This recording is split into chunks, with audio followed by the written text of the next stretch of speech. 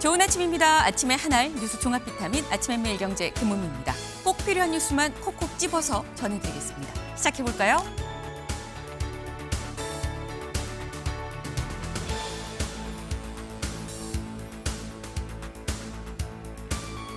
네, 매일경제 1면입니다. 우상호 정무. 대법원장 거취 논의 없었고 앞으로도 없다. 네, 지금 여당에서 시작된 조희대 대법원장에 대한 사퇴 요구, 이게 용산과의 교감 속에서 있었던 거냐라는 게 어제 논란이 됐었죠. 여기에 우상호 정무수석 어제 긴급 기자간담회를 열고 직접 이렇게 얘기를 했습니다. 거취 논의가 없었고 없을 거다. 없었고 없다. 선을 긋고 또 그었다라는 거죠. 그런데 대통령실은 이렇게 긋고 또 그었는데 다음 기사 볼까요? 조선일보입니다. 대통령실 발빼도 여는 조희대 탄핵. 대통령실은 선을 긋고 또 그었지만 여당은 조희대 대법원장 탄핵해야 됩니다라고 이제 자진 사퇴에서 한 발 더 나아가서 탄핵 얘기까지 나오고 있다라는 거죠. 당정 간 생각이 다른 건지 아니면 역할 분담인 건지 요 얘기를 잠시 뒤에 대담으로 좀 짚어보겠습니다. 다음 기사 볼까요?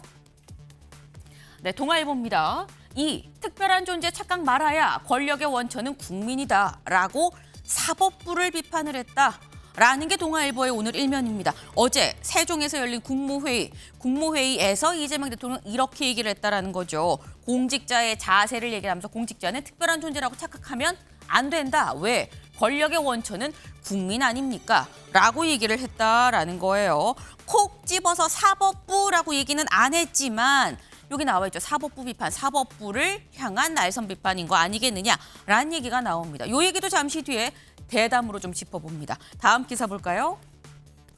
중앙일보입니다. 4년 연임 결선투표제 개헌 1호 과제로 추진한다. 네, 어제 있었던 국무회의에서 이 얘기가 같이 나왔었다라는 거죠. 앞선 이재명 대통령의 발언도 발언이지만 어제 이재명 정부가 향후 5년 동안 뭐를 국정과제로 갖고 갈 것이냐 여부를 최종 확정하는 자리였습니다. 여기 볼까요? 이재명 정부 123개의 국정과제를 확정했는데 이 중에서 가장 눈에 띄는 게 바로 1호 과제로 추진하는 게 개헌이다. 그래서 4년 연 결선 투표제를 할 거다. 그래서 이르면 내년 지방선거 때 지방선거 치르면서 같이 국민투표를 통해서 바로 개헌을 할 수 있도록 하겠다라고 얘기를 한 거죠. 근데 개정이 돼도 이재명 대통령한테는 적용이 안 되죠. 다음 대통령부터 적용이 되는 겁니다. 다만 이 개헌의 공은 국회가 아마 논의를 할 거다라고 이재명 대통령 얘기를 했는데 개헌공을 넘겨받은 국회에서 이 논의가 얼마나 속도감 있게 이루어질지 여부가 내년 지방선거 때 국민투표로 갈지 말지를 결정하게 되지 않겠냐라는 생각을 좀 해봅니다. 다음 기사 볼까요? 경향입니다. 특검 계엄 핵심 여인형 노상원의 플리바게닝을 제안했다라는 거죠. 네, 플리바게닝 말 그대로 플리를 바게닝, 이 진술을 파는 행위죠. 이 사법협조자는 형벌을 감면한 이런 제도를 지금 얘기를 하는 겁니다. 여인영 전 방첩사령관, 노상원 전 정보사령관에 대해서 특검에서 이제 플리바게닝을 시작한다. 우리나라는 이거 금지돼 있는 거 아니야 라고 생각하실 수 있는데 여기 볼까요? 특검법이 얼마 전에 개정안이 통과가 됐죠. 특검법 개정안이 통과되고 처음으로 적용이 됐습니다. 이 플리바게닝 좀 더 쉽게 얘기하면 이런 거예요. 여기 같이 볼까요? 자기 죄를 인정하거나 다른 사람의 죄를 증언하는 범죄자의 형량을 감면해 주는 게 바로 플리바게닝 제도인데 이게 이번에 특검법 개정을 통해서 도입이 됐다라는 겁니다. 여인영 노상원 두 사람 어떻게 진술하느냐에 따라서 형량을 낮춰주겠다고 일단 제안은 했고 아직 여기에 별다른 반응은 없다고 하는데 두 사람 12.3 비상계엄의 핵심 중에 핵심이죠. 입을 만약에 연다면 또 다른 국면이 열릴 수도 있겠다라는 생각이 좀 듭니다.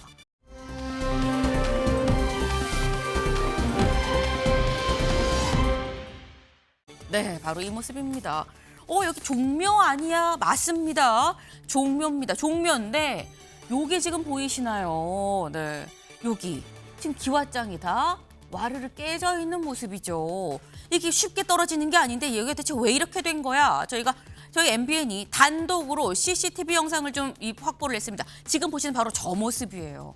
한 사람이 좀 매달려 있죠. 거의 약간 낑낑대는 듯한 이런 모습으로 열심히 기와장을 굳이 빼서 내던지는 모습입니다. 지난 15일 새벽 1시쯤 찍힌 CCTV 지금 영상인 건데 종묘 외곽의 담장이 그래서 다 저렇게 일일이 다 뽑혀서 와르르 무너져 있었다라는 거죠. 지금 종묘를 비롯해서 각종 우리 문화재, K-팝 데모넌터스, 캐대헌의 인기로 지금 굉장히 많은 관광객들이 이 지금 종묘를 비롯한 이 문화재에 찾아가고 있는데 여기에 이렇게 술 먹고 깨부수면 되겠습니까?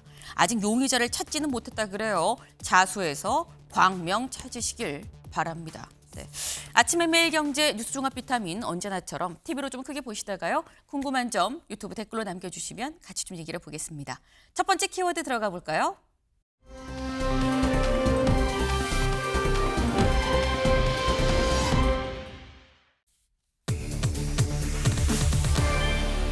증거인멸 염려입니다. 무슨 얘기냐 보시죠. 권성동 구속, 법원 증거인멸 염려 있다. 네, 지금 권성동 의원 통일교에서 정치자금 1억 원을 받은 혐의로 영장실질심사 어제 오후 2시에 있었죠. 그리고 이 결과가 오늘 새벽 영장이 발부되는 걸로 나왔다라는 거죠. 어제 영장실질심사에 나왔었던 권 의원의 모습 잠깐 보고 오시죠. 참담한 심정입니다. 문재인 정권 때의 검찰 탄압 수사가 생각이 납니다. 무리한 수사, 부실한 구속영장 청구, 그리고 정치 권력과의 이해관계가 얽혀 있다는 점에서 문재인 검찰이나 이재명 특검은 동일합니다. 저는 그때도 결백했고 이번에도 결백합니다. 문재인 검찰의 수사가 거짓이었듯이 이재명 특검의 수사도 거짓입니다. 오늘 법원에서 사실관계 그대로 밝히면서 잘 소명하겠습니다. 감사합니다. 신문에서 어떤 점 위주로 소명하셨나요? 1억 원 받았다고 하셨었는데 이거 잘 부인하셨었나요? 한국은행 관봉권으로 받았다는 보도도 나오고 있는데 한 말씀만 부탁드립니다. 통일교로부터 어떤 경제적 지원도 받으신 적 없으신 거? 네, 어제 권성동 의원 대략 한 4시간 30분 정도 진행됐었던 영장실질심사를 마치고 구치소로 가는 모습까지 지금 보셨습니다. 구치소에 대기하고 있다가 영장이 발부가 되면 그대로 또 구속이 되는 거고요. 아니면 구치소에서 이제 풀려나게 되는 상황인 건데 영장이 발부된 만큼 그대로 구치소에서 구속 상태를 맞았다라고 봐야 될 것 같아요. 근데 이렇게 얘기를 합니다. 송영호 변호사님. 사실 문재인 정권 때 내가 그랬지만 나 결국 무죄 풀려나지 않았냐라고 얘기했거든요. 그때 아마 강원랜드 사건을 지금 얘기를 하는 것 같아요. 7년 전에 그 당시에는 영장이 기각이 됐었습니다. 근데 이번엔 발부가 됐어요. 구속 예측하셨습니까? 구속 가능성이 조금 더 높다고는 봤습니다. 유무죄와는 별개입니다. 왜냐하면 네. 구속영장 단계에서는 결국에 영장 발부 사유가 증거인멸의 염려라고 나왔듯이 권성동 의원을 구속하지 않을 경우에 증거인멸의 우려가 있는지를 법원이 주의 깊게 봤을 겁니다. 그 점에 있어서 중요하게 불리한 요소가 두 가지가 있었습니다. 하나는 압수수색 과정에서 권성동 의원의 차량에서 차명 휴대전화가 발견이 됐죠. 그다음 또 한 가지는 네. 이미 잘 알고 계시다시피 그 보좌진 중에 한 명이 윤영호 전 통일교 세계본부장 측과 통화를 시도하면서 네. 의원님께서 본부장님과 통화를 좀 하고 싶어 하신다. 라고 했는데 그 통화 상대방이 잘못 걸린 전화여서 택배 기사였습니다. 녹음 파일이 언론에 제보된 일이 있었죠. 이 두 가지가 증거인멸의 염려 면에서 대단히 불리하게 작용할 거라고 예상을 했었습니다. 다만 이것은 유무죄와는 별개입니다. 왜냐하면 과거에 한나라당 정두원 의원 같은 경우에 1심에서 법정 구속이 된 사례가 있었습니다. 네. 그러나 대법원에서 결국은 그 불법 정치자금 혐의에 대해서 파기환송돼서 최종 무죄가 확정된 사례도 있었거든요. 그러니까 구속영장 단계에서 유무죄를 예단할 것은 아니다라고 말씀드립니다. 지금 말씀은 영장이 발부될 가능성이 그렇지 않을 가능성보다는 좀 더 높다고 보긴 보았으나 그렇다고 영장 발부가 곧 유죄임을 확신할 수 있는 건 아니다라는 취지의 말씀이에요. 다만 증거인멸 가능성이 있다고 재판부가 판단을 했기 때문에 영장이 발부가 됐다라고 말씀을 하셨는데 명확하게 이 재판부에서도 밝히는 게 증거인멸 염려가 있어서 구속하는 겁니다라고 얘기를 하고 있죠. 그 사유 좀 같이 볼까요? 네. 지금 검찰에서는 어제 영장실질심사에서 요 두 가지를 얘기를 했다고 해요.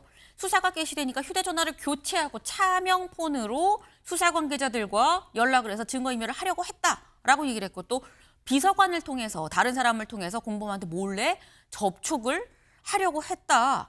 라는 이 두 가지를 얘기를 했습니다. 그런데 여기에 대해서 어제 이 영장실질심사에서 권성동 의원은 이렇게 반박을 했다 그래요. 특검의 주장은 정치를 해보지 않은 검사들의 속 좁은 얘기다. 실제로는 정치가 그렇지 않다. 부실 수사이고 무리한 영장 청구인데다 정치 권력의 이해가 얽혀 있다는 점에서 과거의 전철을 따라간다고 의심이 된다. 이거 정치적인 수사다라고 지금 얘기를 하고 있는 겁니다. 조윤선 변호사님. 지금 일단 이 특검의 이런 주장, 이 증거인멸의 가능성이 있다라는 이런 주장에 대해서 정치를 안 해본 검사들의 속 좁은 얘기다라고 권성동 의원 얘기하고 있거든요. 검사들이 뭘 잘 몰라서 하는 얘기예요라는 걸 같아요. 권성동 의원이 영장실질심사 단계에서 만약 그렇게 항변을 했다고 한다면 저는 왜 그렇게 했냐는 생각이 들 수밖에 없는 것이 네. 영장 전담 판사가 정치인이 아닙니다. 국민도 아니에요. 저런 것은 정치적인 수사에 불과하죠. 차명폰을 왜 개설했는지 그리고 비서관을 통해서 왜 윤영호 전 세계본부장과 통화를 시도했는지에 대해서 구체적으로 그 사정을 설명을 해야 했겠죠. 아마 그 부분에 대해서 소명이 부족했던 게 아닌가라는 생각이 듭니다. 판사는 법률과 양심에 따라서 판단할 수밖에 없어요. 증거가 나와 있고 그 증거에 대해서 어떠한 입장인지를 소명했어야 되는데 그 부분이 소명이 안 된 것으로 보여지고 저는 이번에 구속영장 발부된 것 자체에 대해서 의미를 좀 부여할 부분이 있다고 생각을 드는 것이 특검이 이번에 사상 처음으로 현역 의원에 대한 구속영장을 청구한 거 아니겠습니까? 법원 입장에서도 현역 의원에 대해서 구속영장을 발부하는 과정에서 아마 신중했을 수밖에 없을 겁니다. 그럼에도 불구하고 발부했다는 것은 증거인멸 우려뿐만 아니라 범죄 혐의가 상당 부분 소명이 되었다는 부분을 중요하게 본 것도 아닌가라는 생각이 들 수밖에 없는 것이 범죄 혐의가 제대로 소명이 되지 않았다면 증거인멸 우려까지 나아갈 필요도 없는 거거든요. 바로 재판부 입장에서는 방어권 보장을 위해서 이번 구속영장 신청을 기각하는 결정을 했을 겁니다.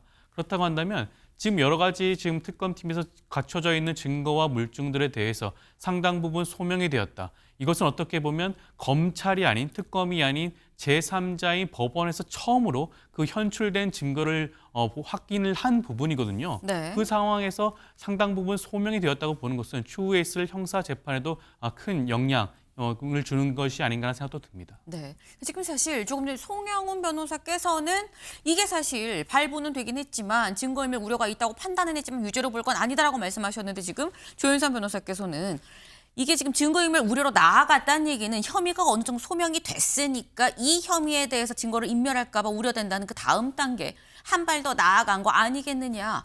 라는 취지의 좀 말씀을 지금 하셨어요. 그러면서 재판부가 정치인이 아닌데 정치를 잘 몰라서 검찰이 그러는 거예요. 라는 얘기가 이게 설득력이 있겠느냐. 왜 이렇게 얘기를 했는지 난 잘 모르겠다.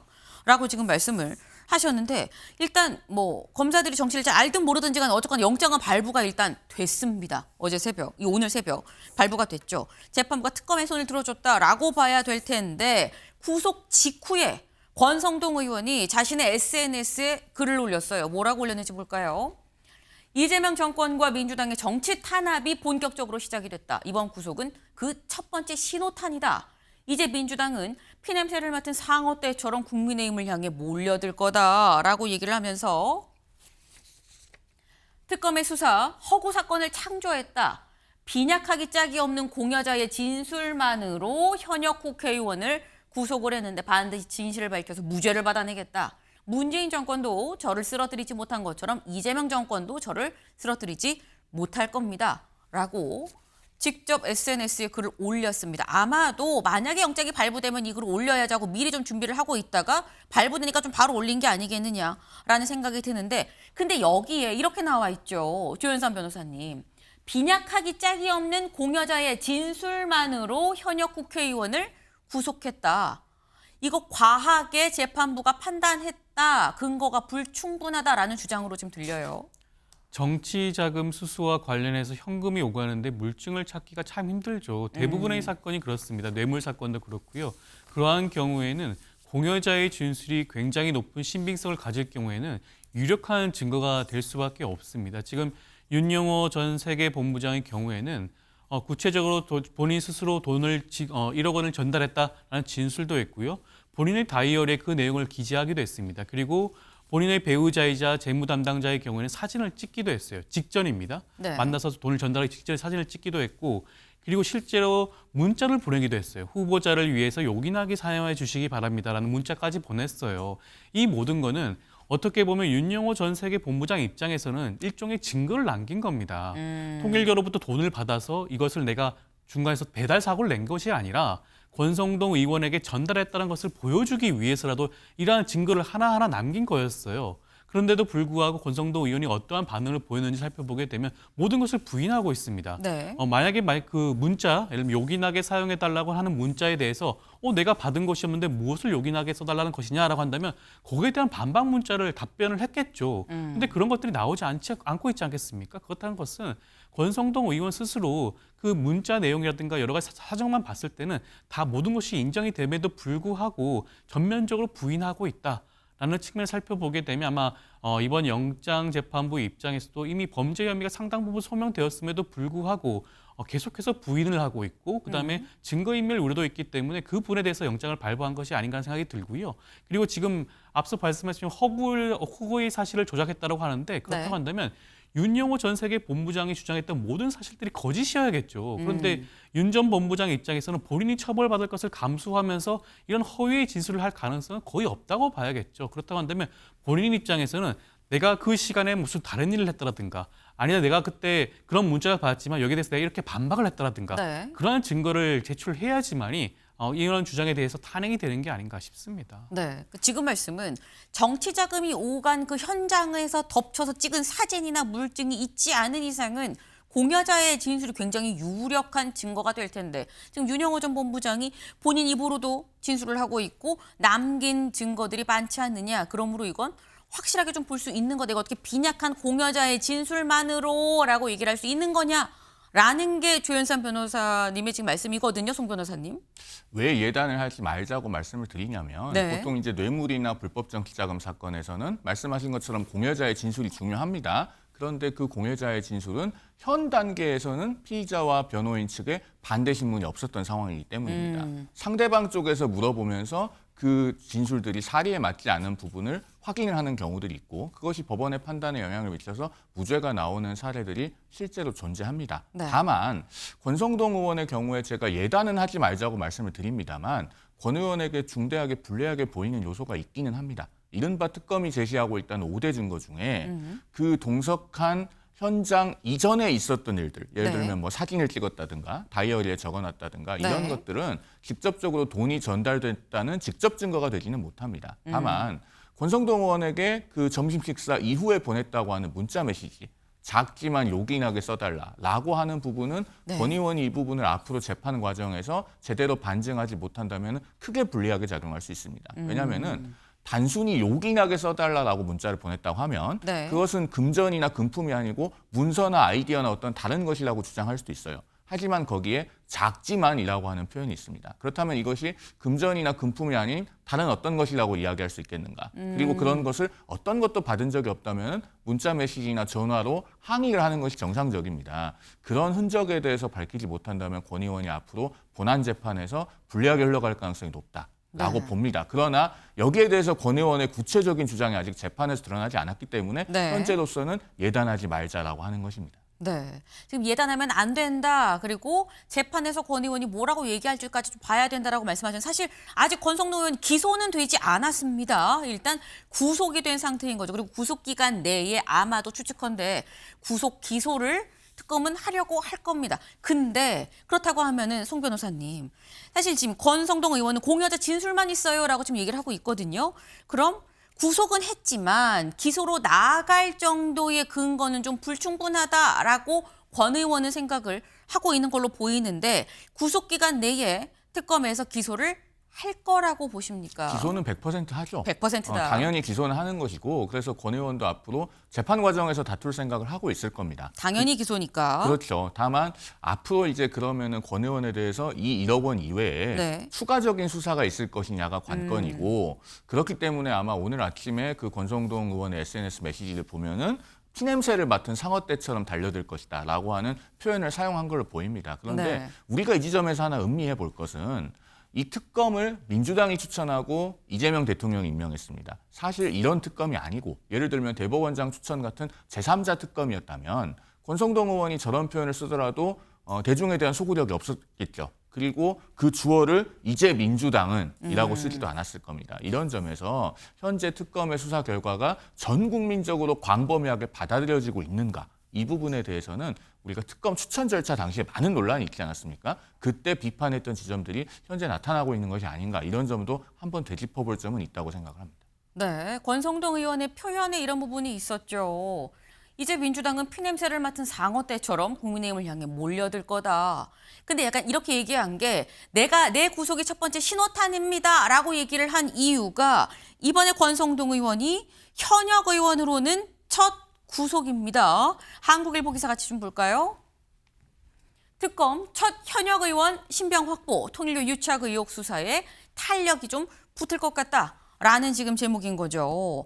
지금 현재 현역 의원으로서 특검에서 구속으로 지금 신병을 확보한 거는 권성동 의원이 처음인 만큼 지금부터 이제 내가 처음이고 이게 신호탄이다. 이제 걷잡을 수 없이 계속 수사가 확대되고 많은 사람들이 좀 들어갈 수 있다라고 지금 얘기를 하고 있어요. 그런데 사실 권성동 의원의 경우에는 본인의 혐의가 본인만이 아니라 본인과 통일교 측의 돈이 오간 게 지금 혐의인 거죠. 관련해서 이 통일교회 한학자 총재도 오늘 검찰에 마침 또 출석을 할 예정입니다. 경향신문 같이 볼까요? 세 차례 소환 불응 한학자 통일교 총재 오늘 특검에 출석을 한다라는 거죠. 네, 사실 특검에서 여기 나왔죠. 세 차례 불렀는데 다 소환에 불응했다라는 거예요. 언제 불렀나 좀 같이 볼까요? 네, 특검에서는 8일, 11일, 15일 나오세요 얘기를 했었는데 그때 이 한 총재 쪽에서는 내가 지금 건강이 안 좋아서 심장 시술도 있고 이런 문제가 좀 있어서 나가고 싶어도 나갈 수가 없습니다라고 얘기를 했다라는 거예요. 대신에 제가 수술 끝나고 17일 아니면 18일쯤에는 제가 자진해서 좀 나가겠습니다. 라고 얘기를 했는데 그래서 17일이나 18일, 오늘이 17일이죠. 이 한학자 총재 쪽에서 뭐라고 얘기했느냐. 오늘 오전 10시에 나가겠다라고 어제 밝혔어요. 오늘 오전 10시 제가 자진해서 나가겠습니다. 건강이 사실 완전히 회복은 안 됐긴 한데 제가 특검과 나가겠다는 약속을 지키고자 오늘 나가니까 마음을 좀 헤아려 주세요라고 얘기를 했어요. 그런데 여기에 대해서 특검 측의 입장은 이런 겁니다. 자진 출석 의사와 상관없이 법과 원칙에 따라 수사 일정을 검토하고 진행할 예정입니다. 라는 얘기가 나온다라는 거죠. 이 얘기는 조현선 변호사님. 한학자 총재 쪽에서는 내 건강 문제로 못 나갔지만 나는 최대한 협조를 좀 하려고 합니다라고 얘기하는데 특검에서는 됐어요. 우리 절차대로 갈 거예요. 체포할 수도 있고 구속할 수도 있어요. 약간 이런 느낌이거든요. 특검 입장에서는 지금 세 차례 소환 불응했다고 볼 수가 있지 않겠습니까? 물론 불출석 사유서를 제출했다고는 하지만 그것조차도 임박해서 제출하곤 했어요. 그렇다고 한다면 사실상 조사를 받을 의사가 없는 것이 아니냐라는 것으로 보여지는 것이고 그렇다고 한다면 앞서 말씀하신 것처럼 여러 가지 영장 청구라든가 그런 강제적인 조사 일정에 들어갈 수도 있어 보이긴 합니다. 그렇지만 그것보다도 아마도 한학자 총재가 직접 출석 의사를 밝혔고 출석을 하겠다는 의사가 명확하다고 한다면 특검팀 입장에서는 아마 일정을 다시 한번 조율해 가면서 출석 조사를 실시할 가능성은 저는 더욱 높지 않나 생각이 들고요. 지금 영장 청구가 중요한 건 아니거든요. 사실 한학자 총재에 대한 저속한 조사를 통해 가지고 사실관계, 실체관계, 실체적 진실을 밝히는 것이 우선이기 때문에 특검팀 입장에서도 아마 그 부분도 함께 고려해서 조사를 진행하지 않을까라는 생각이 들고요. 한학자 총재 입장에서도 구속영장을 피하는 것이 아마 최우선 과제일 겁니다. 지금 권성동 의원이 구속될 정도의 상황이기 때문에 본인 역시 피할 수 없다라는 그런 위기감이 굉장히 높은 상황일 것이거든요. 그렇기 때문에 특검 조사에 더욱더 적극적으로 성실하게 응할 가능성도 있고 아마 조사 과정에서 일종의 특검팀의 조사의 일정 부분 저는 입장 선회도 있지 않을까 하는 생각도 드는 것이 지금 관계자들이 연이어 구속이 되고 있고 본인에게 불리한 여러 가지 물적 증거들이 나오고 있다고 한다면 저는 일정 부분 그 입장도 선회할 가능성도 있기 때문에 그 부분도 함께 특검팀이 살펴보지 않을까 싶습니다. 네, 지금 일단 세 차례 소환에 불응을 하면서 소환 일자 직전에 못 나가요 얘기를 한 그런 점들이 어떻게 보면 태도적인 측면에서 특검의 심기를 좀 건드렸을 수는 있겠다. 하지만 본인이 또 나와서 얘기를 한다고 하니 특검에서도 일정을 좀 조정하지 않겠나라는 말씀이에요. 일단 내가 몸이 완전히 좋아지지 않았어도 약속을 지키기 위해서 오늘 10시에 나가겠습니다. 라고 얘기를 했다는 얘기는 뭔가 적극적으로 소명을 하려는 태도를 보인다라고 볼 수 있겠죠. 오늘 나와서 진술 거부권, 묵비권을 행사하지 않고 있는 그대로 또 얘기를 한다고 하면 특검의 태도가 또 바뀌지 않겠나라는 생각이 좀 듭니다.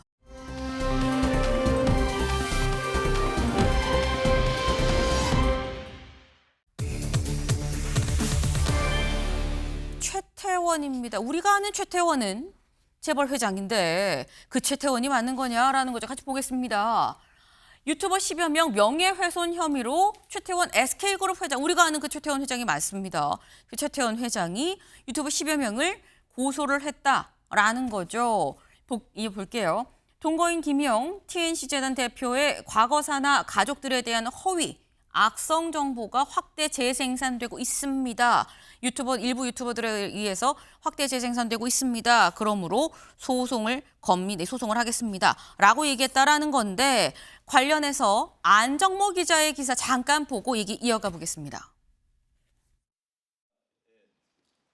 지난해 10월 최태원 SK그룹 회장 측이 유튜버 10여 명을 명예훼손 혐의로 고소했습니다. 최 회장과 최 회장의 동거인인 김희영 TNC재단 이사를 유튜브 영상으로 비방했다는 이유에서입니다. 최 회장 측은 이들이 김 이사의 학력이 위조됐다고 주장하거나 김 이사의 과거사 등을 허위에 기반해 비방했다며 문제 삼은 것으로 전해졌습니다. 고소된 일부 유튜버는 허위 사실을 유포하지 않았다고 주장한 것으로 알려졌습니다. 최 회장 측은 형사고소와 함께 서울 서부지법에 명예훼손에 따른 손해배상 청구 소송도 제기한 것으로 전해졌습니다. 한편 최 회장과 이혼 소송을 진행 중인 노소영 아트센터 나비관장의 법률 대리를 맡은 법무법인에서 이 사건 피의자인 A씨의 법률 대리도 맡은 것으로 파악됐습니다. 이 때문에 최 회장 측은 유튜버 A씨와 노 관장 측이 비방과 관련해 서로 연관이 있는 건 아닌지 의문을 제기하고 있습니다.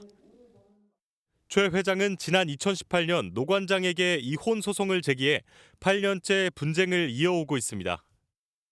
최 회장의 이혼 소송 2심 재판을 맡은 서울고법이 노 관장에게 위자료 20억 원, 재산 분할로 1조 3,808억 원을 지급하라고 판결하면서 두 사람의 소송은 세기의 이혼이라는 별칭을 얻었습니다.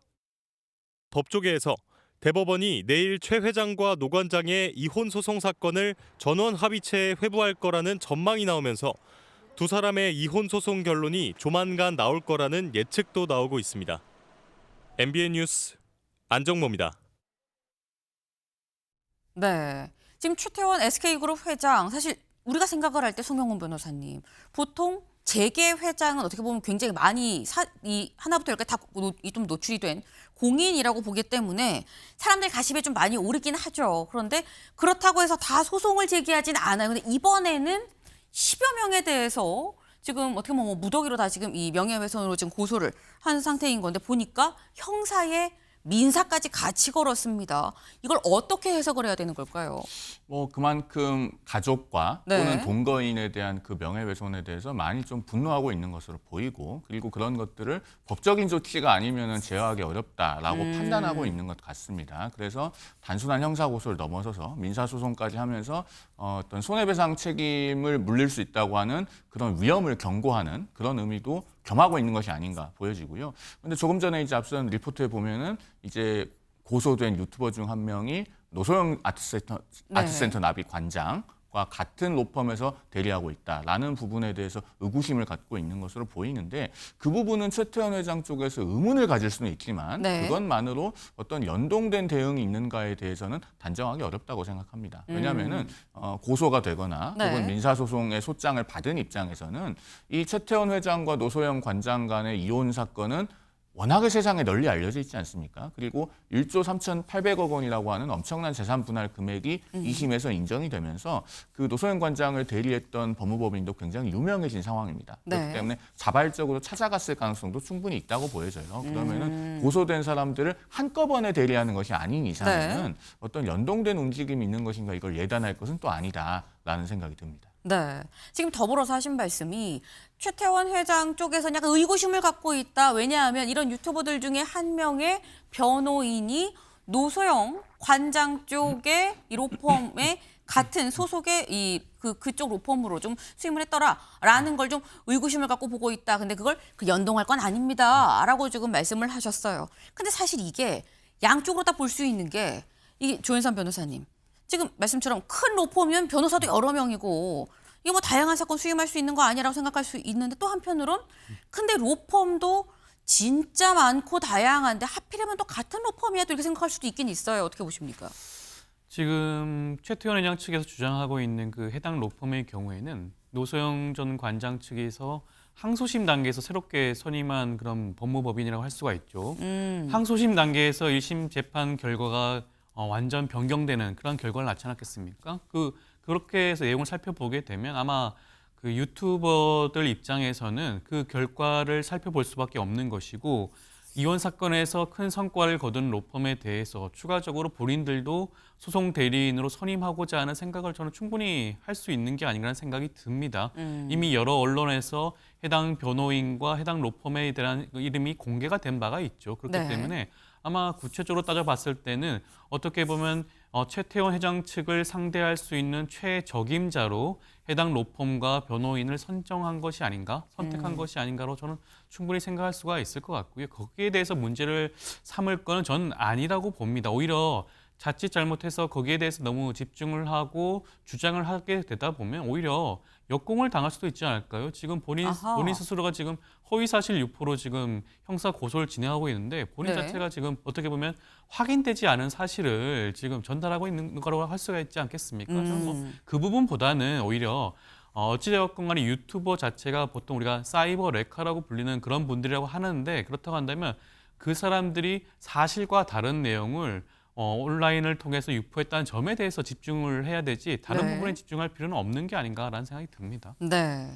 지금 일단 너무 또 확대 해석할 부분은 또 아니지 않겠느냐라는 취지의 말씀을 지금 하셨어요. 근데 지금 아까 왜 굳이 이렇게 10여 명을 다 민사 형사를 다 걸어서 고소를 했느냐. 여기 굉장히 최 회장 측에서 분노를 하고 있는 거고 여기에 대해서 명확하게 경고 메시지를 내고자 하는 거다라고 말씀을 하셨는데 사실 최태원 회장이 공개석상에서 자신의 이 동거인 김희영 TNC재단 대표에 대해서 이렇게 얘기한 적이 있죠. 잠깐 들어보고 오실까요?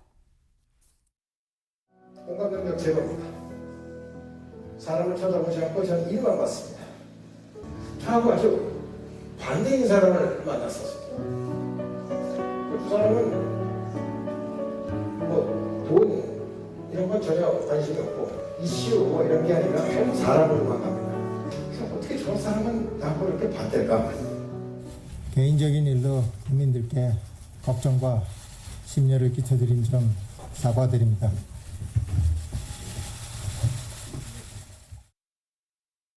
네, 사실 저희가 뭐 노관장 측 로펌이랑 같이 연관돼 있는 거 아니라는 의혹의 시선까지도 지금 있다라고 말씀을 드렸는데 이런 얘기가 나오는 이유가 지금 현재 이혼 소송 중이죠. 그리고 이 이혼 소송 지금 1심, 2심 진행이 되고 3심 대법원으로 지금 넘어가 있는 그런 상태입니다.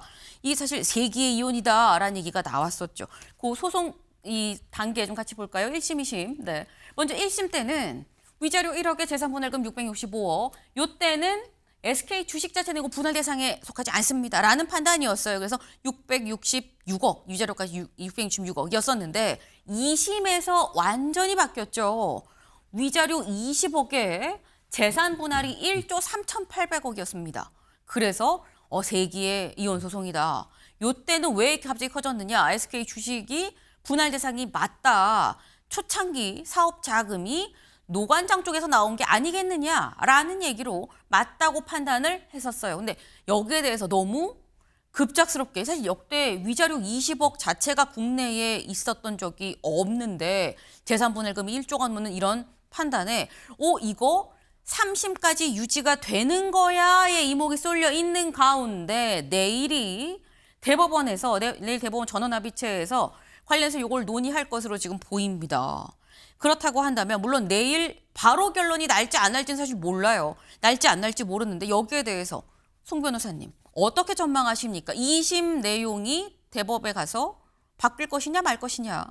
일단 대법원 전원합의체에 올라가면 네. 평의가 한 번에 끝나는 경우도 있고 2번, 3번 평의기일을 잡는 경우도 있습니다. 아마 내일 전원합의체 평의에 올라간다면 이제 네. 평의 신건이 되는 거고 그게 언제 끝날지는 예단할 수 없습니다. 다만 저 재산 분할의 경우는 일단 SK 주식을 재산 분할 대상으로 삼아야 될 것인가도 네. 쟁점이지만 재산의 종류가 워낙 다양하기 때문에 특유재산의 산정 방법에 대해서 전원합의체가 좀 명확하게 기준을 정하는 그런 계기가 될 수 있는 사건이어서 2심의 결론이 모두 그대로 유지될 것인가 이건 예단하기 어렵습니다. 또 한 가지 주목해서 볼 것은 위자료인데요. 네. 사실 우리 시청자들이나 언론에서는 이 위자료 부분에 더 주목을 하실 걸로 생각이 됩니다. 왜냐하면은 우리나라에는 그 위자료의 어떤 기준이 정해지는 사건의 유형이 4가지가 있습니다. 교통사고, 대형 재난사고, 그다음에 영리적 불법행위, 명예훼손인데요. 네. 이것은 법원의 어떤 실무 기준이 확립되어 있는데 가중 영역에 가도 쉽게 말해서 족보가 있는 위자료 중에 가장 높은 금액이 6억 원입니다. 네. 그리고 이혼 소송 같은 경우에는 실무적으로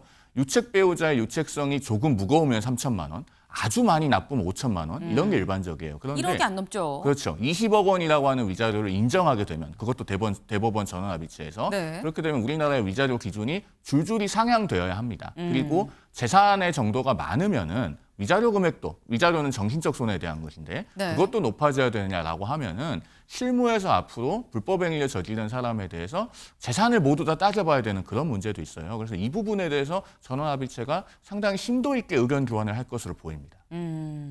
지금 말씀처럼 사실 내일 신건으로 대법원 전원합의체에 올라간다 그러면 이게 계속 몇 번 더 진행이 될 가능성이 좀 있기 때문에 바로 결론은 나지 않을 것 같다라고 말씀하셨는데 이게 또 사실 조윤선 변호사님 대법원 전원합의체로 가서 내일 열어보고 계속 이건 전합에서 판단을 결론을 내리겠습니다 갈 수도 있고 아니면 다시 소부로 보낼 수도 있거든요. 소부로 보낼지 안 보낼지에 따라서 결론을 대략적으로 좀 가늠을 할 수 있는 건 아닙니까? 그래서 내일 전원합의체 일단 회부가 되었다고 하니 네. 내일 여러 가지 조율되는 내용이 분명히 나올 겁니다. 이미 여러 가지 그런 양측의 주장을 정리한 서면이 제공이 되어 있는 것이고요. 그 서면을 바탕으로 해서 재판관들이 판단을 내릴 수 있는 대법관들이 판단을 내릴 수 있는 그런 기준점이 될 것으로 보여지는데 글쎄 저도 이번 결과에 대해서 장담할 수는 없는 사정이 분명히 있습니다. 이것에 대해서 어느 정도까지 인정이 될 것인지에 대해서도 문제가 있고요. 앞서 말씀하신 것처럼 위자료 산정 근거에 대해서도 아마 충분한 논의가 필요한 문제이기도 합니다. 그렇기 때문에 이것이 대법원 전원 합의체 단계에서 판단을 내릴 것인지 아니면 소부 단위에서 다시 한번 판단을 받아볼 것인지를 좀 지켜봐야 될 것으로 보여지고 네. 저는 그래도 위자료 부분에 한해서만큼이라도 저는 좀 전향적인 판단이 필요하지 않나라는 생각이 들고요. 앞서도 말씀하셨지만 우리나라 현행 법 체계에서 그리고 대법원의 그런 여러 가지 판례나 입장을 통해 가지고 위자료가 굉장히 다른 나라에 비해서 소액으로 인정된 경향이 좀 충분히 많아 보입니다. 사망 사건의 경우에도 위자료가 인정되는 금액이 1억 원 정도로 간다면 굉장히 적다고 할 수가 있겠죠.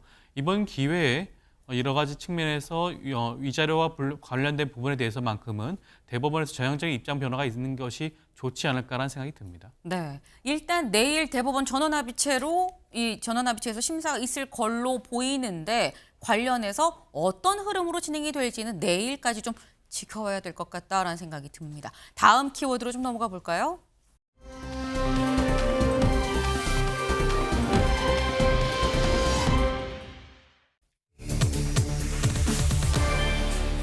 기표소 등장입니다. 무슨 얘기인지 기사 같이 보시죠. 나경원 간사 막았다. 법사위 초유의 표결로 봉쇄했다라는 거예요. 나경원 국민의힘 법사위 간사가 되는 걸 이거를 표결로서 막았다라는 건데 이게 대체 무슨 얘기인지 직접 영상으로 확인해 보시죠. 오늘 그 의사진행 발언을 쭉 들어보니 대부분의 의원들께서 나경원 의원에 대한 간사 선임을 매우 강하게 반대하고 있는 것 같습니다. 오늘 이 안건을 처리하신다라고 하면 저는 표결 처리해야 된다고 보고 표결 처리하려면 국회법 112조 5항에 따라서 인사사항이기 때문에 무기명 투표로 투표해 주실 것을 위원장님께 제안드립니다. 동의합니다. 네. 또 다른 역사를 의사진행 발언 좀 하겠습니다. 이건 민주당의 국회가 아닙니까? 의회 독재의 역사를 또 쓰고 있습니까? 내란을 극복하는 과정이에요. 간사하고 내란하고 무슨 관계예요, 그게? 네, 국회법 112조 5항은 인사에 관한 안건은 무기명 투표로 표결한다고 돼 있군요. 네. 우리 반 반장을 정하는데 왜 민주당이 마음대로 정합니까? 위원장님이 정하는 겁니다. 아, 그러면 이 안건에 대해서 그걸 이렇게 죽이면 안 되죠. 헌정 질서를. 우리 일어납시다. 여기 더 앉아 있을 이유 있어요? 나경원 간사 선임의 안건은 나경원 위원님을 법사위원회의 간사로 선임하는 내용으로 인사에 관한 안건인 관계로 국회법 제112조 제5항에 따라 무기명 투표의 방식으로 표결하겠습니다.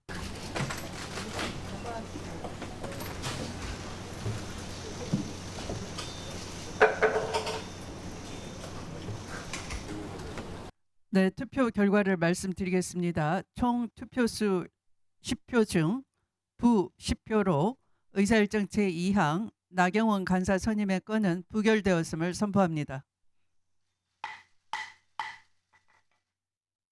네, 저희가 평소보다 좀 길게 보여드렸습니다만 길다고 전혀 안 느끼셨을 것 같아요. 굉장히 액티브한 영상들이 상당히 많이 좀 나왔다라는 거죠. 보겠습니다. 나경원 간사 선임한 표결로 부결시켜.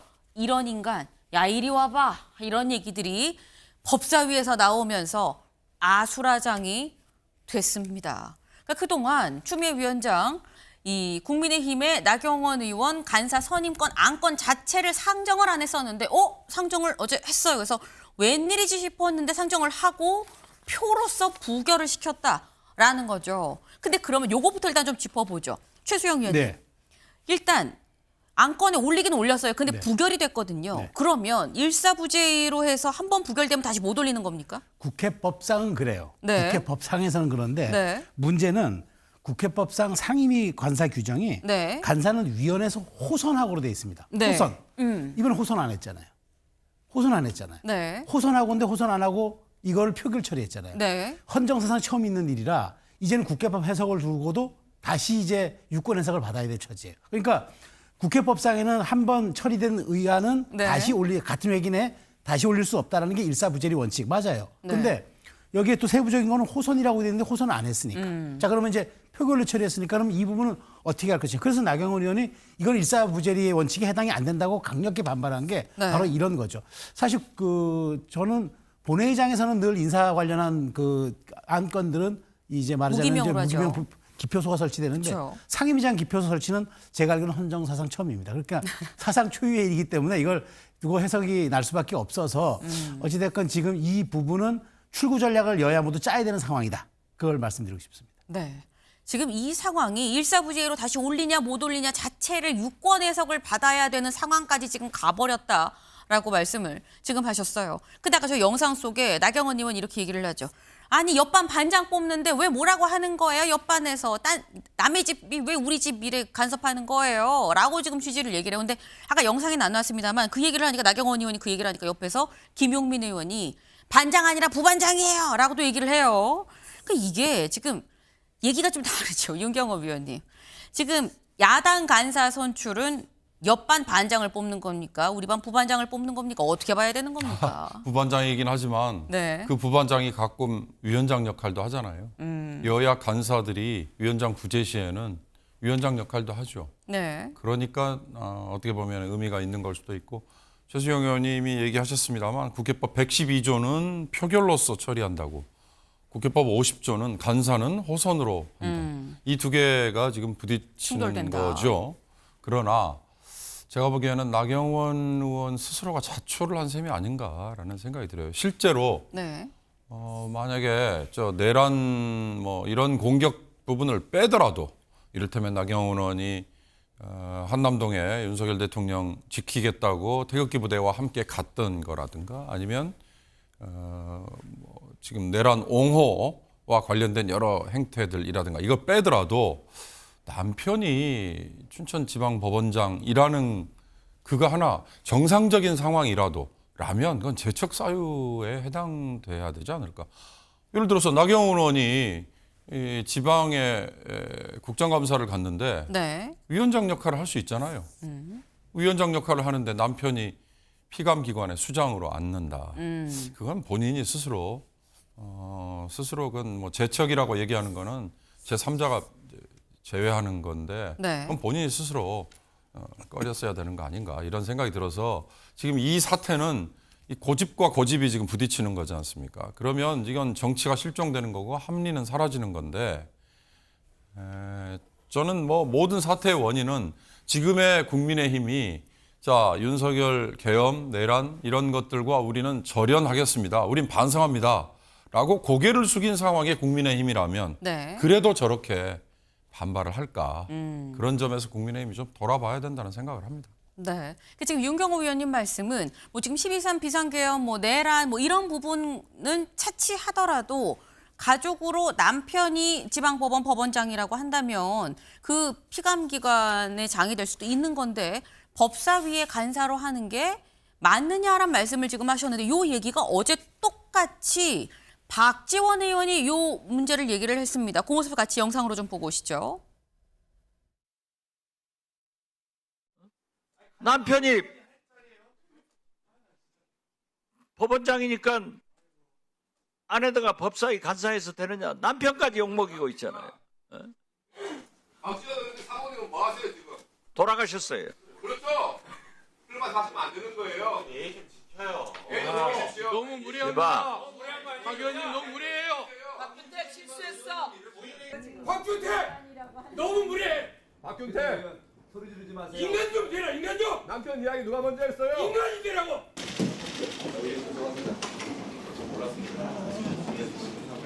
말이 돼. 정말 몰랐어요. 알고 있다고. 전혀.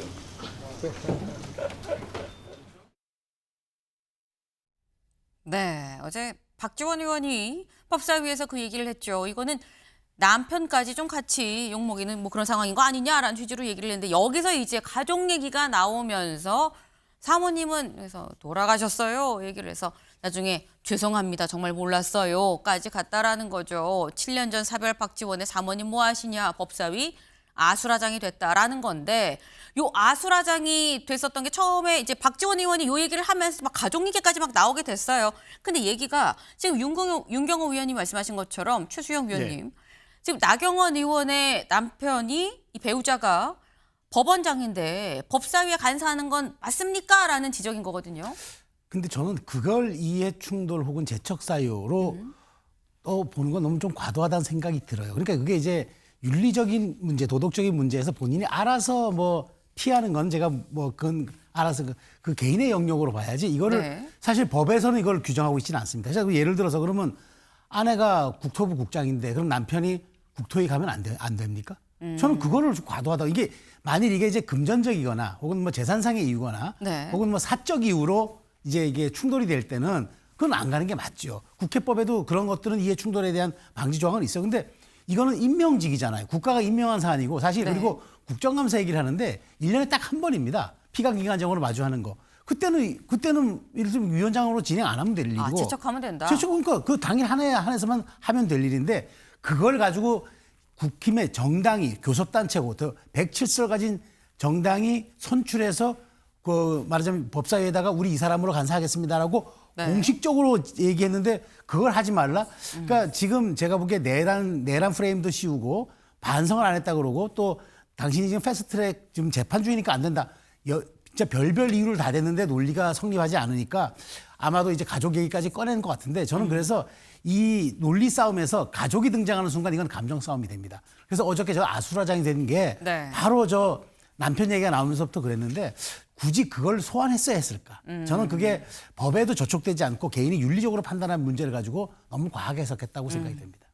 지금 말씀은 이게 사실 싸움이라는 게 너와 나 당사자들끼리 얘기를 하면 또 모르겠는데 여기서 이제 가족 얘기까지 나오면 이거는 이제 판이 엄청 커진다.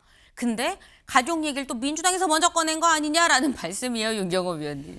이해 충돌이라는 건 규정이 있고 없고 물론 중요하죠. 그러나 이해 충돌은 어떻게 보면 관행이나 아니면 우리 사회적인 영어로 얘기하면 컨벤셔널 위즈덤이라고 얘기하는데요. 제가 현역 논설위원 시절에 대한변호사협회 징계 관련 위원으로 참여한 적이 있어요. 거기에서는 항상 가면 물론 규정에는 없습니다만 항상 가면 이 변호사 그다음에 검사장 부장판사 그리고 저 같은 언론인 그리고 대학 교수 이렇게 구성이 됩니다만 항상 그러니까 이 심사 대상자가 네. 본인과 직접적인 이해관계, 연관성이 있는 경우는 미리 얘기를 해주세요라는 게 관행입니다. 그래서 대학 때 친했던 동기라든지 아니면 흔히 말하는 사법시험 같은 기수라든지 네. 아니면 이 직전에 근무를 같이 했던 인연이 있다든지 그럴 경우는 이 징계 심사에 그분은 본인이 알아서 빠져요. 그러니까 이런 식의 이게 관행이거든요. 그러니까 지금 법사위는 더더욱 그런 점에서는 중요하죠. 위원장만 안 하면 된다. 물론 맞는 말씀일 수 있어요. 그러나 그 자체가 직간접적으로 다른 위원들에게 영향을 미치기 때문에 그건 객관적이고 공정한 될 수 없습니다. 왜 나경원 의원이 국회의원 하면서 법사위만 고집을 해야 될까? 그걸 한번 생각해 보면 이렇게 논란을 많이 일으키면서 그렇다면 이건 얻는 것보다는 잃는 게 더 많지 않나라는 생각이 들어요. 네. 굳이 그 많은 상임위 중에서 거의 20개 가까운 상임위 중에서 왜 꼭 나경원 의원이 법사위에 와서 법사위에 간사를 해야 되느냐. 이해충돌 지적까지 나오는데 그래야 될 필요가 있느냐라고 지금 말씀을 하셨는데 사실 이미 어떻게 보면 가족 얘기까지 다 나와 버렸죠. 이렇게 되면 감정의 영역으로 들어간 측면이 없지 않은데 사실 어떻게 보면 이번에 지금 저희 키워드가 기표소 등장이죠. 상임위에 기표소가 등장한 건 저도 기자 생활 한 20년째긴 합니다만 처음 봤거든요. 뭐 아까 헌정사 처음이다 뭐 이런 말씀도 하긴 하셨는데 사실 상임위에 간사를 뽑을 때 그럼 평소에 어떻게 하는데 궁금하실 것 같아서 저희가 영상을 좀 준비를 해봤습니다. 그 영상 잠깐 보고 얘기 이어가 보죠. 다음은 사일정 제1항 간사 선임의 건을 상정합니다. 우리 위원회 국민의힘 간사셨던 조은희 간사님께서 사임하셨기 때문에 새로운 간사를 선임해야 합니다. 국회법 50조는 간사를 위원회에서 호선하도록 하고 있으며 통상 각 교섭단체의 추천을 받아서 선임하는 것이 관례입니다. 이에 국민의힘은 서범수 의원님을 간사로 추천하셨습니다. 그러면 서범수 의원님을 국민의힘 간사로 선임코자 하는데 이의 없으십니까? 가결되었음을 선포합니다. 네, 앞에 좀 설명이 길긴 했습니다만 어쨌거나 이래 해서 바꿔야 되니까 간사를 누구로 하겠다. 이 있으십니까? 없으면 선임합니다. 땅이라는 거죠. 근데 조금 전에 영상을 보신 것처럼 윤경호 의원 좀 기표소가 등장을 했어요. 근데 이게 차라리 어떻게 보면 안건으로 그냥 계속 안 올리면 모르겠는데 안건으로 올리고 부결을 시킨다는 건 이건 국민의힘 입장에서 더 기분 나쁜 방법 아니야라고 생각할 수도 있어요. 그렇죠. 제가 보기엔 추미애 위원장과 법사위에 이를테면 행정실 이런 데서 미리 준비를 한 거잖아요. 그리고 통상 상임위원회에서는 그냥 것으로 찬반을 네. 또는 구두로 얘기한단 말이에요. 지금도 이의 없습니까? 이의 없습니다라고 넘어갔고 찬성하는 분 손 드세요지 저렇게 무기명 비밀 투표? 저건 아예 작심을 한 거죠. 그러니까 조금 더 뒤집어서 시간을 거슬러 올라가 보면 특검법 기한 연장 안 한다. 그와 함께 법사위 간사로 나경원 의원을 수용한다라고 여야 원내대표 간에 합의했었잖아요. 그걸 뒤집었잖아요. 그러니까 이제 거기서부터 불어온 여론의 역풍에 지금 민주당 쪽에서 오히려 더 강하게 가버리고 그다음에 지금 저거는 아까 우리 표현했습니다만 국회에서는 한 번 부의된 안건을 네. 다시 올릴 수 없다. 일사부재의 원칙이죠. 네. 이거는 그러니까 그걸 어떻게 보면 대외적으로 그냥 못을 딱 박아버린 저 기표소라는 저 천막이 전 그런 의미가 있는 걸로 보여서 이건 정말 해법이 없이 양쪽이 서로 부딪히는 지금 열차인데 정치적인 해법을 찾기는 어려울 것 같아요. 그렇다면 결국 힘 대결인데 힘 대결로 하면 10명을 가지고 있는 지금 여당과 이 범여권이 더 유리한 게 아닌가 하는 생각이 들어서 좀 걱정되긴 합니다. 네, 결론은 걱정이 된다였습니다. 네. 지금 일단 이런 상황이라고 한다면 민주당 입장에 나경원 의원은 절대 안 돼, 죽어도 안 돼라는 명확한 의지가 확실하게 묻어나는 그런 모습인 거죠. 그런데 문제는 나경원 의원도 내려올 생각에 간사를 하겠다. 이쯤 되면 약간 감정 싸움이고 자존심 대결이 됐기 때문에 나경원 의원도 쉽게 내려오기가 쉽지 않을 것 같다라는 겁니다. 그러면 법사위는 매번 열릴 때마다 이런 상황이 반복이 되는 거냐라는 거겠죠. 국민들이 다 지켜보고 있습니다. 다음 키워드로 좀 넘어가 보죠.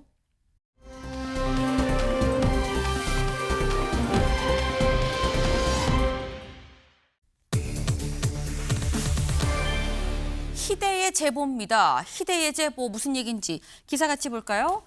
대법원장 거취 논의안 봐도 논의할 계획도 없다. 발뺀 용산입니다. 대법원장의 거취 이거 용산에서도 조희대 대법원장 사퇴하라는 입장인 거야.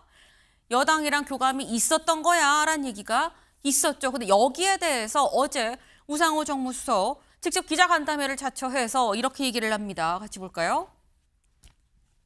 대통령실 대법원장 거취에 대해 논의한 바도 없고 앞으로도 논의할 계획이 없다라고 얘기를 했어요. 그러면서 선출 권력이 우위다라는 이런 취지의 기자간담회 때 이거 발언 관련해서 서열이라는 표현이 아닌 걸로 안다. 사법부의 독립도 국민으로부터의 독립은 아니라는 취지다라고 해석을 해야 된다라고 얘기를 했습니다. 그러니까 다시 말해서 대법원장 거취 용산이 관여한 적도 없고 관여할 생각도 없고 없어요. 선을 한 번 긋고 두 번 더 걷다라는 거죠. 그럼 우리랑은 민주당의 얘기는 우리랑 결부짓지 마세요라는 얘기가 될 텐데 근데 또 이렇게도 얘기했습니다. 같이 볼까요? 또 이런 얘기를 했어요.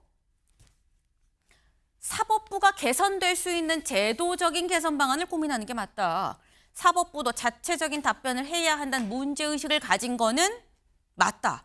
대통령실이 개입해서 사법부를 강제하고 그러지는 않겠다라고 얘기를 했습니다. 그럼 이거는 최수영 의원님, 우리는 대법원장 거취 이런 거는 논의 안 할 거고 한 적도 없고 근데 문제가 있다는 문제의식을 가진 건 맞아요. 입장을 좀 표명해야 되는 거 아닙니까? 라는 거예요. 이거를 어떻게 해석을 해야 되는 걸까요? 요즘 우상호 이제 정무수석이 대통령실에서 가장 극한 직업인 것 같아요. 주워 담아야 되고 재해석을 해야 되고 그다음에 수습해야 돼요. 이게 뭐 당하고의 갈등도 있고 그다음에 언론에 다시 이걸 설명하는 부연 브리핑도 있고 굉장히 극한 직업인데 뭐 말은 저렇게 굉장히 좀 어지럽고 복잡하게 한 듯 싶은데 간단합니다. 사법부가 알아서 전담 재판부를 구성하든 아니면 재판부 직위원 판사를 다시 교체하든 그건 알아서 해라. 알아서 하지 않으면 우리가 그렇다고 강제하진 않겠는데 그렇다고 우리는 여기에 대해서 용인하고 있는 건 아니야. 라고 하는 게 정확한 번역기일 겁니다. 근데 이제 이러다 보니까 이제 당은 세게 얘기하고 대통령실은 수습하고 그다음에 중간 어느 정도의 지점들을 좀 확보해내고 막 이런 지금 일종의 이재명 정부의 뉴노멀인 것 같다는 생각이 들어요. 그러니까 당은 지르고 가고 대통령실은 아니라고 또 얘기하면서 중간지대를 얘기해주고 그런 과정들이 결국 있긴 한데 저는 어찌되었건 지금 당과는 완전히 다른 기조와 결을 보인 건 대통령은 모두의 대통령이 돼야 되는데 마치 이제 특정 진영을 편드는 대통령처럼 비춰지는 게 정무적 입장에서는 굉장히 곤란하니까 우상호 이제 정무수석이 나서는 거죠. 또 대통령실 대변인도 조금 한 발 나가다가 아니다 싶어서 수습해서 주워 담기도 하고 이런 부분들이 근데 계속 반복되면은 신뢰의 문제라는 측면에서 대통령의 말의 무게라는 측면에서 이런 부분들은 어떻게 또 앞으로 국민에게 전달될지 고민해 봐야 될 지점이라고 생각합니다. 네, 지금 우상호 정무수석이 좀 극한 직업이다라고 표현을 하셨어요. 좀 수습할 게 너무 많고 부가적인 설명을 붙여야 될 것도 너무 많고 정무수석이 정무적으로 움직여야 될 일이 너무 많다. 이게 맞는 거냐라는 취지의 약간 비판적인 입장도 좀 같이 넣으셨는데 앞서 거듭 우리는 논의한 적도 없고 논의 안 할 거고요라고 얘기를 했습니다만 이 동아일보 같이 볼까요? 지금 방금 한 얘기는 또 이런 거죠. 대통령실 사법개혁 필요, 법원이 조치내놔야 압박 수위 높여. 압박도 하지만 그러니까 우리가 강제는 안 하는데 예의주시하고 있어라는 얘기는 될 수 있는 거다라는 얘기예요. 근데 이 압박이 우상호 정무수석 선인 것이냐? 어제 이재명 대통령 국무회의에서 이런 얘기를 했습니다. 잠깐 들어보고 오시죠. 또는 권력을 가지면 그게 자기 거인 줄 착각하는 경우가 있습니다. 선거를 통해서든 임명을 통해서든 그 권력의 원천은 언제나 국민입니다. 특별한 존재인 것처럼 착각하는 경우가 있는데 그런 착각에 빠지지 않도록 노력하는 게 정말로 중요하겠다. 네. 공직자의 어떤 자세라던가 이런 부분을 좀 얘기를 하면서 어제 국무회의에서 얘기를 한 거죠. 권력의 원천은 국민이기 때문에 공직자는 자신이 특별한 존재다. 이 권력이 내 거다라는 생각을 가지면 안 된다. 그건 착각이다. 라는 취지로 이재명 대통령 얘기를 했는데 이런 얘기가 윤경호 위원님 결국 사법부를 향한 거 아니겠느냐. 사법부는 그 권력 자기들 거라고 생각을 하는 것 같은데 아니다. 국민 거다라는 얘기를 하고 싶었던 거야 라는 거거든요. 예, 동시에 대통령이 요즘 선출 권력, 그다음에 임명 권력 이런 표현도 많이 썼죠. 그러나 뭐 임명 권력이 선출 권력이 임명 권력보다 더 우위 뭐 이런 표현도 썼지만 그건 굳이 서열을 매기는 것 과연 뭐 맞는지 모르겠습니다. 그러나 어찌 됐든 임명 권력보다는 선출 권력이 국민의 뜻을 반영하기에는 더 직접적이잖아요. 그걸 위임받은 대행자들이니까 사법부는 임명 권력 맞죠. 그러나 삼권 분립이라는 게 우리가 우리끼리 알아서 하겠다. 이거는 결코 아니라는 거 아마 본인들도 알고 일반 국민도 다 알 거예요. 사법부가 그냥 우리 갈 길 우리가 알아서 갈 테니 입법부나 행정부는 관여하지 말라. 그거는 아닌 거죠. 저는 알아서 뭔가 조치를 내놔라라고 해석한다 이렇게 얘기했잖아요. 저는 그게 어저께 단초가 좀 보였다는 생각이 듭니다. 한덕수 전 총리에 대한 어제 첫 공판기일 신문에서 한덕수 측의 변호인 변경 신청을 했어요. 재판부가 변경은 할 수 있다. 그러나 그걸로 인해서 재판을 지연시키려고 하는 건 받아들일 수 없다. 내란 관련 재판은 신속하게 처리하도록 하는 게 국민의 주문이다. 라는 얘기를 했단 말이죠. 이런 식으로 재판부가 저는 그 판사가 보수 성향인지 진보 성향인지 가려보지 않았습니다. 그러나 최근에 여러 돌아가는 정황을 보면 그게 국민의 요구잖아요. 직위원 재판부도 12월을 넘기지 않겠다와 비슷한 뉘앙스의 말을 했다는 거 아니에요? 바로 그런 것들이 국민의 압박을 의식을 하고 있다는 얘기죠. 조희대 대법원장 물러나라라고 추미애 법사위원장이 얘기한 건 정치 공세예요. 그러나 그걸 가지고 이게 맞다 틀리다 상권 분립인데 뭐 어쩌고 저쩌고 할 게 아니라 재판부가 그걸 스스로 알아서 하는 것도 있지만 벌써 압력을 느끼고 있다. 국민의 주문과 압력을 느끼고 있다. 저는 그런 점에서 정치 공세가 어찌됐든 뭔가는 먹힌 거다라는 생각은 듭니다. 네. 사실 정치권에서 나오는 뭐 사퇴니 탄핵이니 이런 얘기들이 어느 정도 그건 국민의 주문이기 때문에 정치적 공세로 나온 부분이고 이게 결국은 먹혀서 재판부한테 좀 영향이 있는 거 아니겠느냐. 그리고 이런 이재명 대통령의 얘기도 다 그래서 그런 국민들의 여론을 다 반영한 그런 취지다라는 이 말씀으로 지금 이해를 좀 했습니다. 네. 근데 이재명 대통령의 이런 발언들에 대해서 국민의힘의 장동혁 대표는 이렇게 얘기를 하고 있어요. 다음 기사 볼까요? 장동혁, 이 회동 때와 다른 얘기, 속았다라는 얘기가 나옵니다. 무슨 얘기인지 여기 좀 같이 보죠. 이 대통령은 독대 이후 국회로 돌아가더니 나보고 달라졌다고 하는데 난 국회로 돌아와서 말이 바뀐 건 없다.